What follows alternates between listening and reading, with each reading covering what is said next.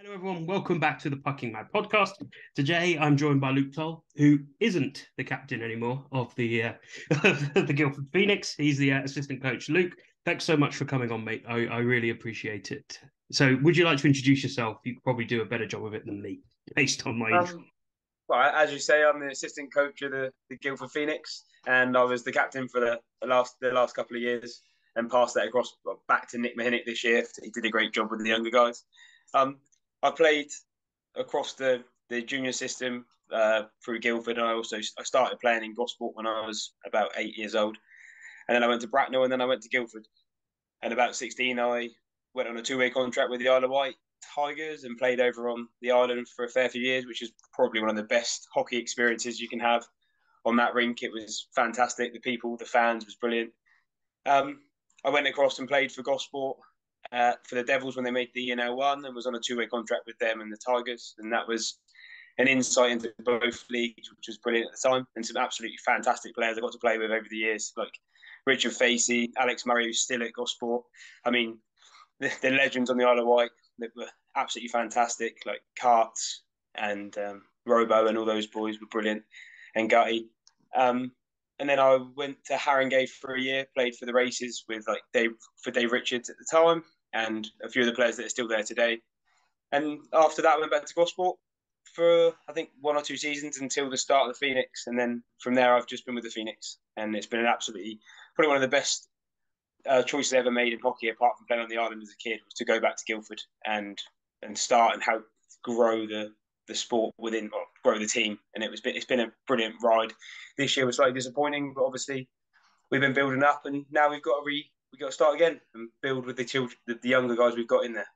Yeah, it's really interesting. Like you were saying, obviously losing all those players, like you said, 8 players last season, but off the back of the success, that's quite amazing. Like you said, the results you've had. What do you attribute kind of that success to, in terms of, rather than needing a period of time to rebuild? What's been the kind of the cause, do you think, for that sort of success within the team I immediately? mean, at the start was bringing through a lot of junior players from Guildford. So I think there was a policy when we first started the Phoenix where we were only signing like kids that had previously played at Guildford. So you had a lot of players that had played together, whether that be in the junior system through Guildford or even into inline hockey with a few of them. And they'd all played alongside each other before, so the familiarity and the way you can move the puck is a lot better, because obviously you know where people are going to be on the rink, and it just had a great, like, just a team bond from the start. I mean, we had a fair few guys the first year, and it's sort of well, how can I put it? Like, organically developed itself. Some guys stayed, other guys went, and we gained a few people. I remember Jared came in, is in the second season after he'd been with the Bees for a little bit, and look how good he's doing now. He's gone off to Streatham, but they look like they've already won the league. Unfortunately, in the cup with some issues there, I believe, and then they're looking good into the playoffs. But going back to realistically how we developed it through Guildford was purely based on I think it's just the guys themselves. They all push themselves to want better. Like Marcus Mitchell, who's now playing for the Bison in the National League. Him and Josh and Jared, they treated it like sort of semi-professional, even though it was the NL2, and that sort of bled itself into the younger guys, especially last year. And I think that's what pushed us to the treble last year. Everyone, in all honesty, those guys, just pure professionalism, even at the NL2 level, is fantastic. Yeah, it really is, and it's a great advert for the sport at this, even at that level where you would think maybe it wouldn't be as kind of professional. There really is a vein of that now coming through, Yeah, which is awesome. Obviously, as well, talking about the playoffs, I'm sorry with what happened. Obviously, 2-0 loss, but I mean, first things first, I think 2-0 is not a bad score, really. It shows how evenly matched it could have been. And also, it's great experience for the kids coming through as well. it is indeed. Like we said afterwards, we weren't expecting to do as well as we have done this year. We challenged for the title. We came second, unfortunately, due to circumstances outside of our control. But we could have taken a better hold of our season and won that game in Chelmsford, which would have given us the points over Bristol anyway. So we slipped up, and unfortunately, the IHA called it the way they called it. Obviously, not to our benefit, but that is what it is. I could be a lot more negative about that, but let's not go there. In terms of the playoffs themselves, that Haringey have wanted a scalp from us for a long time, especially after last year's loss to us in the final and losing to us in the cup and the league last year. And all fairness to them, they put a great effort in, but we've had to change a lot this year, and they didn't. And I think that showed a lot in that game. Yeah, it's an awesome thing when you consider the kind of the team as a whole. To lose 8 players is ludicrous, really. That is incredibly dangerous for a team if you're trying to maintain that level. So it's great that you managed to do it. Obviously, fitting those youngsters in to the team is part of the challenge. You, like you said previously, you wanted to before this podcast started, you were aiming for maximum 4th in the league. At what Top point? 4 finish. Yeah, top 4. Okay, and what was the kind of at what point did you realise, oh, actually, we've got quite a team here? Because I can imagine it's quite a special team, really, when you look at it. I mean, I think 2 or 3 games into the season, me and Potsy and Milos, we sat there and before one training session, and we were speaking to each other, and we were sort of hoping maybe some of the guys might come back by Christmas that had gone away, but obviously they didn't, and they benefited from that, and they've done really, really well. But we sat there after the 3rd game of the season, and I think we all looked at each other and just thought to ourselves, we can push on here, we can do the job. Like, it wasn't, we were missing some scoring, like games that we ran up last year on the score. We weren't running up this year. We were sort of a little bit lackluster at the start, and a few of the games, like Peterborough stepped up against us and we lost those 2 games, and away to Invicta, which is always a hard game to play, especially with the standard they've been playing to this year, which has been really good. I just think once we played Invicta at home and we got that 2-0 win, that in itself embedded it for us, I think. And a lot of the guys then had the belief that we could push on and do the job. Yeah, I can see that. And if we could talk a bit about the youth system in Guildford, it's an incredibly good system. How useful is that in terms of bringing players in? And also, is it something that you work quite keenly with in terms of like bringing young players through? This is my first year of coaching at Guildford. I previously coached at Gosport with the under-16s when I was playing for Gosport at the Devils, and that was my last sort of junior appointment as a coach in a coaching role. It's something I want to get more of a hands-on experience with, like helping out with the junior program. But unfortunately for me, I live quite far away from Guildford, like about an hour or so away in Southampton. So it's a little bit of an issue for me travel-wise. But that being said, I do want to sort of push on a little bit with that. Milos does a great job with all the coaches within that system. It's absolutely fantastic to see what development we've got coming through. And the benefit this year for us, I think, especially for a lot of the players, we're able to see the younger players coming through because we're playing games straight after junior games. So we're seeing the under-14s, under-16s play, and we get to see which kids are coming through. And it's fantastic to see how many kids are coming through that system. And because Guildford was always that when I was younger, like it was always from top to bottom a winning club.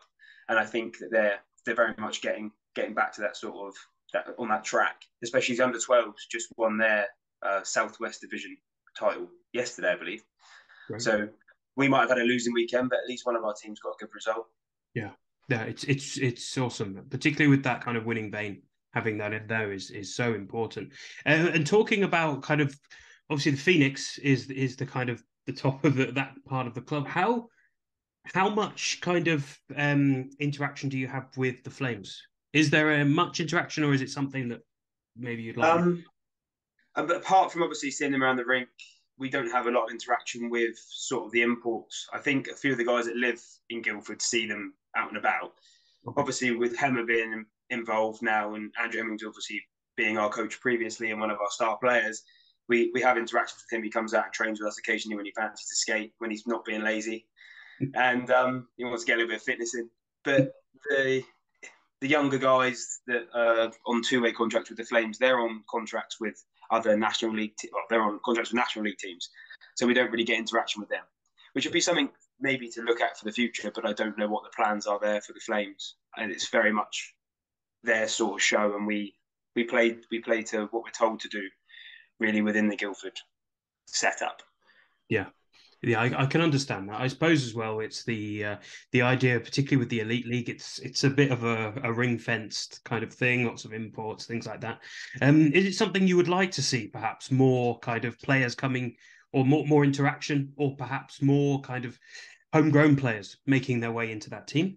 Or do you feel Oh, it's of course, like I mean, I think that's the thing that everyone in this country wants yeah, is to see more junior players from the OHA system push on into the elite league. But as you know, the import numbers within the elite league now are so high, and they're going up this year to keep that standard of hockey up. Because at the end of the day, the elite league is a business. Like you can't run a business if it's not the premium quality product. And I think you need a lot of those younger guys to strive to be that premium product, and that's what the National League now, as it progresses, will do. You can see it already. Like it's progressing a lot of players. It's making a lot of better British goaltenders.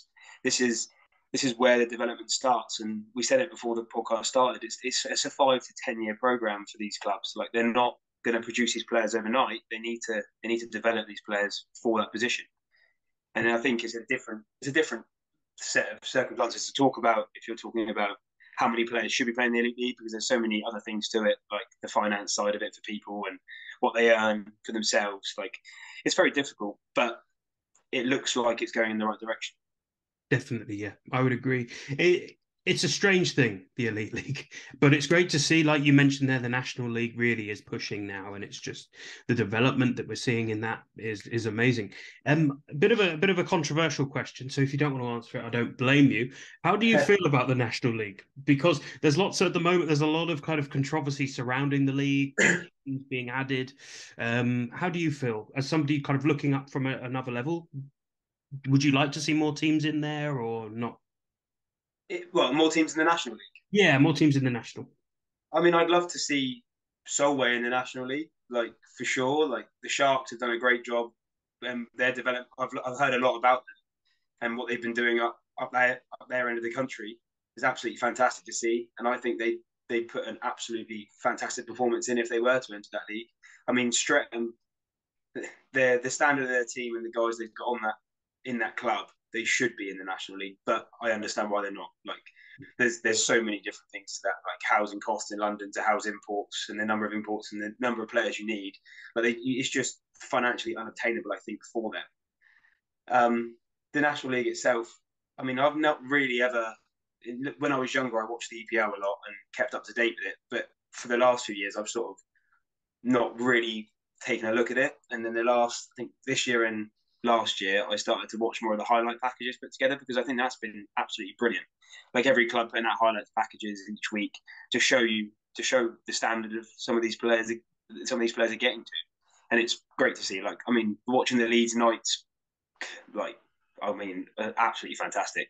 And after Christmas, like I know Matt Cowlett quite well from juniors. He's dropped down into that league after they lost the Cooper to Belfast, didn't they? And you sort of think that guy dropping down into that league just made it 100 times better, and that's what you need. And I think the National League in itself is going to become a decent product for this country and a good development pathway for a lot of these younger British players.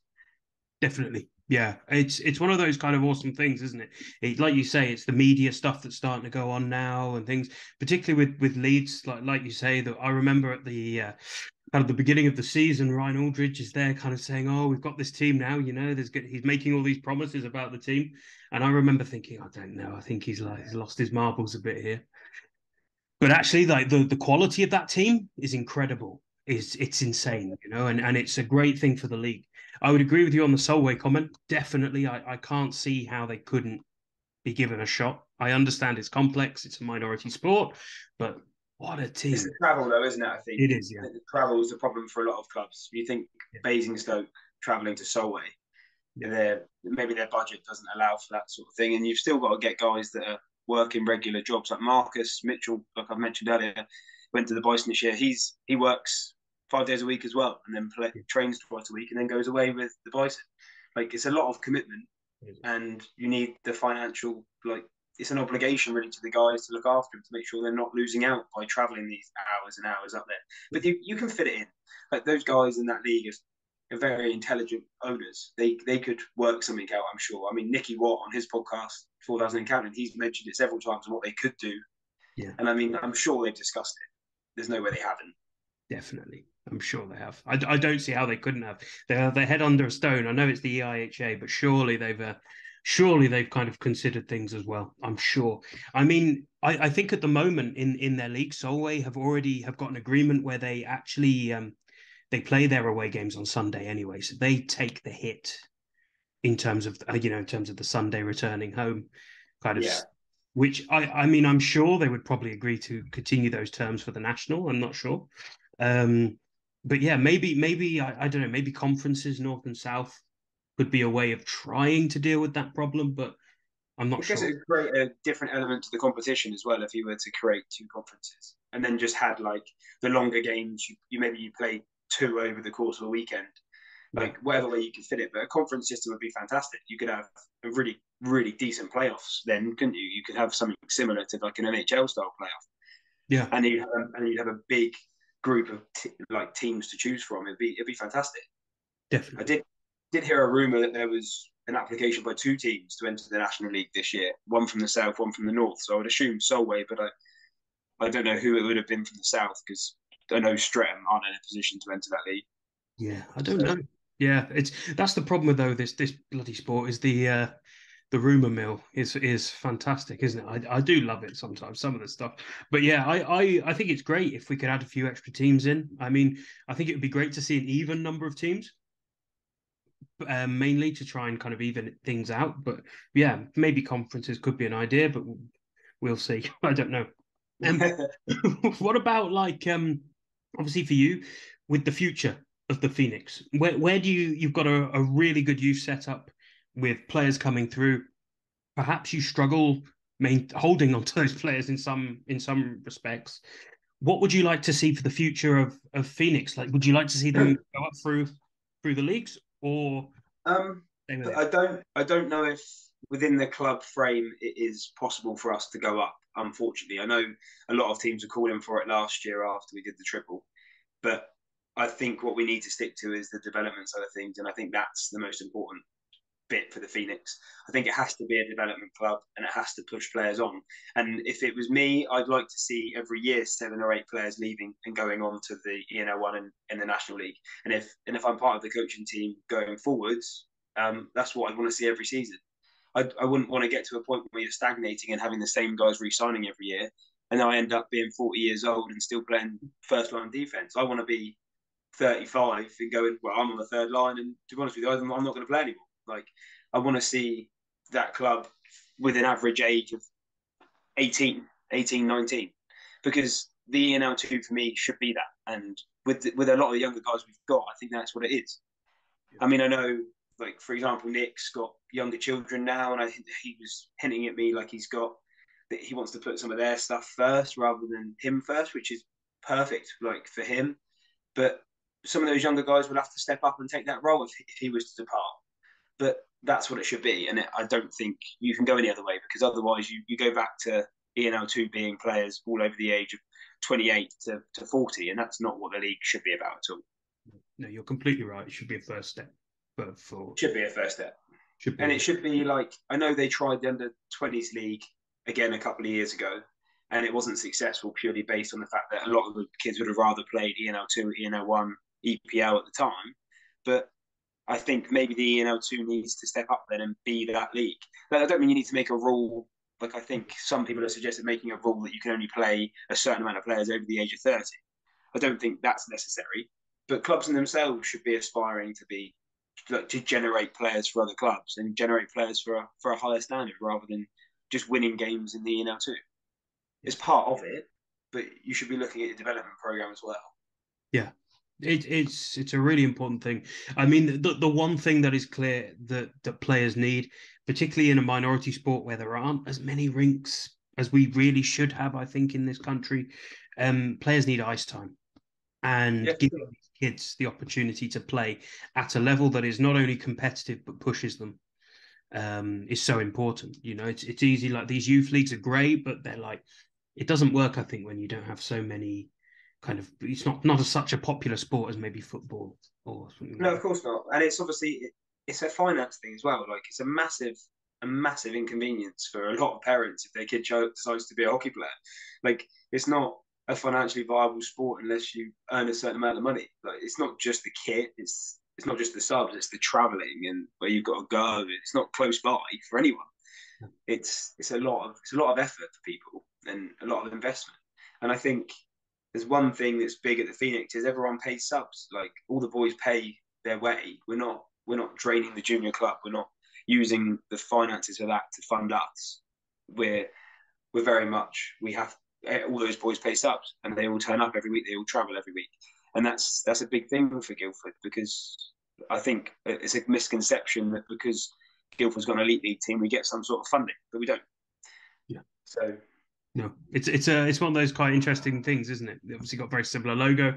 People tend to put the two together, but yeah, exactly.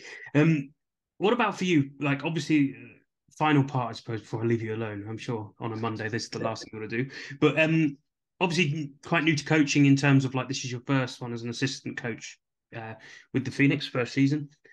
How are you finding it? Are you enjoying it? Do you want to continue it? And what are your aspirations for the future of your coaching? well, I don't know what Milos and Potsy have got in store for me in terms of what they've already thought, but I mean, I've really enjoyed this year, and it's been an eye-opening experience. It's difficult being a player assistant coach because you're obviously involved in the game, so you can't see everything that goes on, and obviously there is some element of frustration because things don't go your way or you don't play right, and that's an issue for you. But I've really enjoyed it, and I want to carry it on if they'll still have me next year. I mean, they've not said they want to get rid of me, so that's always a good start. And it was all quite positive after the playoffs. I just want to be part of the development of this club and help push it on in any way I can. So if I can be part of it, then I'd love to be part of it. Fantastic. Yeah, really great. Honestly, mate, thank you so much for coming on. I really appreciate your time, and yeah, best of luck. Hopefully you stay on next season. Yeah, I hope so. Thank you for having me. Thanks, mate. Thanks so much.